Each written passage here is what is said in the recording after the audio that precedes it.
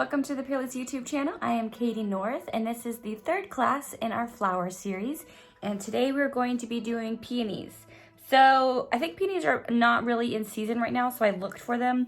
And I don't actually know what the flower that I did is called, but it looks pretty close to a peony, so we're just gonna call it that, but I'm pretty sure it's not. So if anybody corrects me, I know it's not an actual peony, but I think maybe they're more of like they fall? I'm not sure. I'm not sure what seasons they are, but I couldn't find any.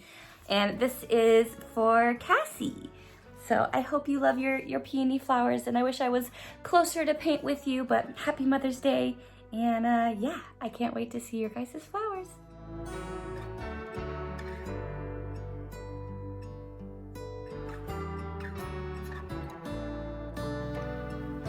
For your supplies, you will be needing Peerless Watercolors, watercolor brush and paper, pencil, scissors, double-sided tape, flower photo, and a Lightbox. Okay, so once you've got your image on your watercolor paper, either with a Lightbox or a window or a sketch, it is time to make our watercolor palette. And today we're going to be using bubblegum pink, amber yellow, myrtle green, and mixed berry. And then later on in the video, I do add hunter's green. So if you would like to add that now to your palette, we will be using that for a little bit of the shadows and some darker greens as well.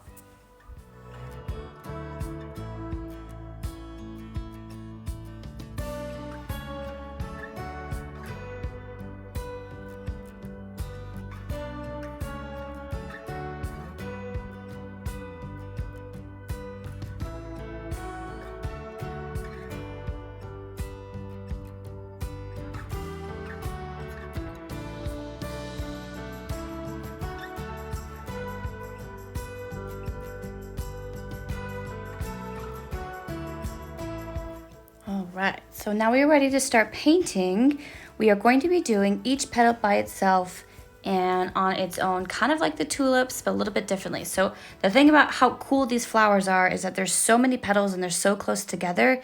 And so you're trying to give them the right color and shape and depth, and also kind of highlight, you know, when the sun hits the outer edges of that little petal, but then also as it goes deeper into the petal, that there's some definition. So as we're doing this, what we're going to do is lay down a stronger amount of pigment, a more concentrated amount on the inside of each petal, and then dab off your excess amount of paint, and then softly kind of like feather it out into the backside of the petal. So you want the little strip to be darker on the inside, and by the time you're on the outside of the petal, it is more diluted with water and a lighter tone of the same pink.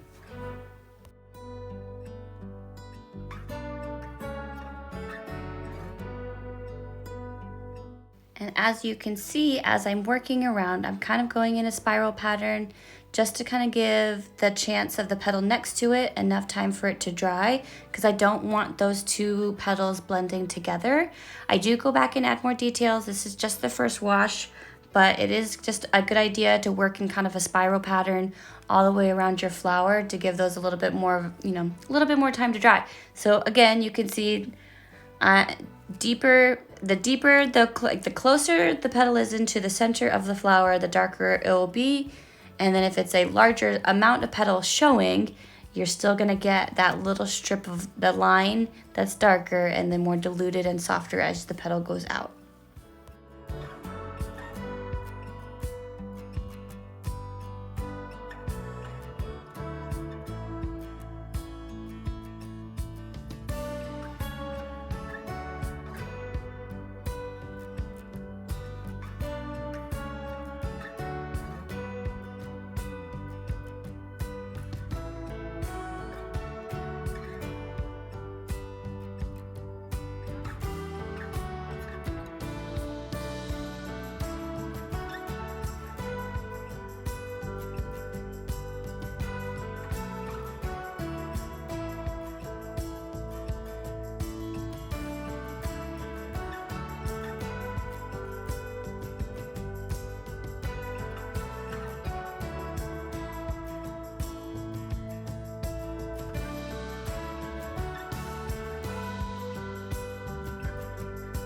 And as we get closer to the inside of the flower, the reference photo, I'll put it next to it just so you can see it as you're working.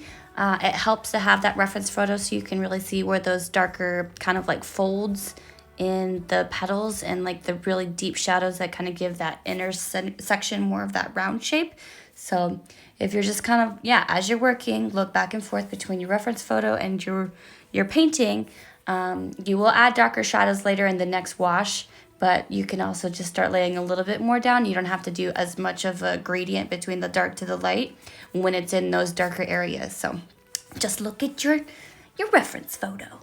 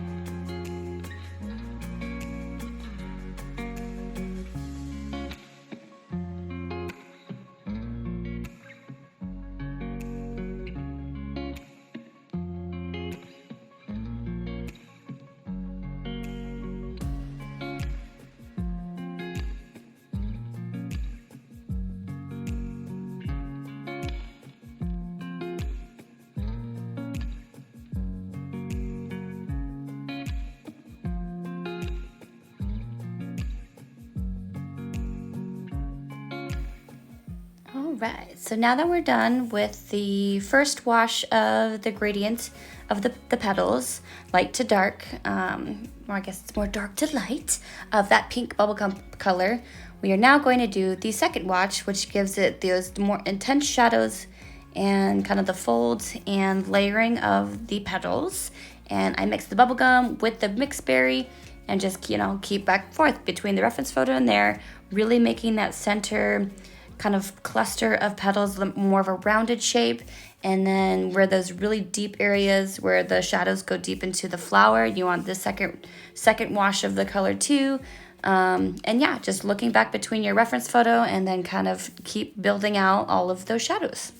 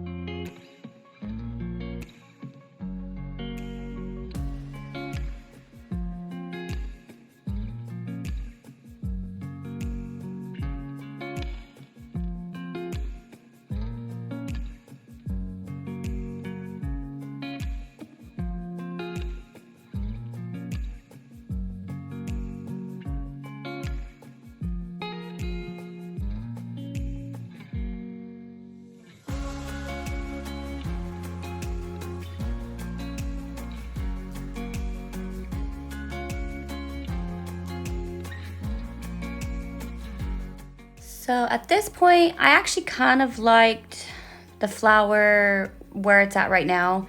And I'm doing those translucent little veins again with the bubblegum pink, but very diluted with water. So when they dry, they're a little bit more transparent. And then I go back and do a even darker layer for the deepest and the most intense shadows of each flower. But I feel like it kind of maybe overdid it. And I don't know if I like it as much because I kind of wish I kind of kept it more like the reference photo. I go a little crazy and I get like really intense with my shadows. So you can definitely do it if you want. I kind of wish that I like kind of toned it back and kind of stopped right here with the petals. But yeah, so we're gonna do the wet and wet technique for the greens and kind of pull a couple different greens in there. And then we will go back for that second wash of the greens to kind of give them more definition and, you know, kind of individual shapes to some of the petals and things.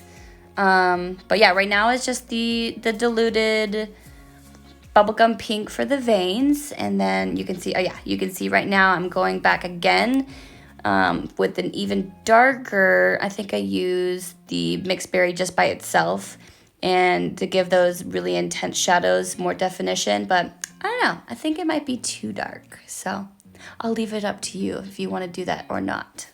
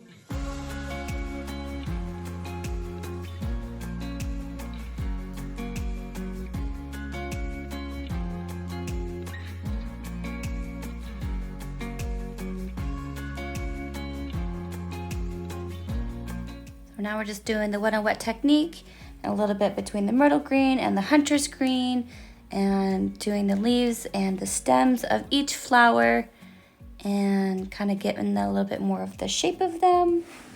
I don't actually know if I go back again and do I? Let me look. No, actually I think I do. I keep them a little bit more simple. So I think I just do this one layer, and then kind of as it's drying, make like a darker outer kind of line as they're still wet, to kind of give the side of the stem a little bit more detail and a little bit more in that bud that's behind that little tiny flower. Yeah, some detail, not too much. And then after that, I go back with my white highlights, of course, one of my favorite details. And I feel like the white highlights, especially when there's this many petals next to each other, definitely help bring out the individual petals, and help you see how many there are. I love my white highlights. I think it looks so cute. Again, I kind of wish I didn't do the shadows as dark as I did, but it still looks pretty, and it gives you an idea. And I've actually only did this one once or twice. I think I did it twice. So usually when I'm doing a study of a flower too, like I might end up doing like 10 of them. So this is my second one, and I think I'm pretty happy with it for being my second one. I would probably like to do it again, and I probably would have more tips for you, but there's only so many hours in a day, and especially with two little ones. So I hope you enjoy, and I can't wait to see your paintings.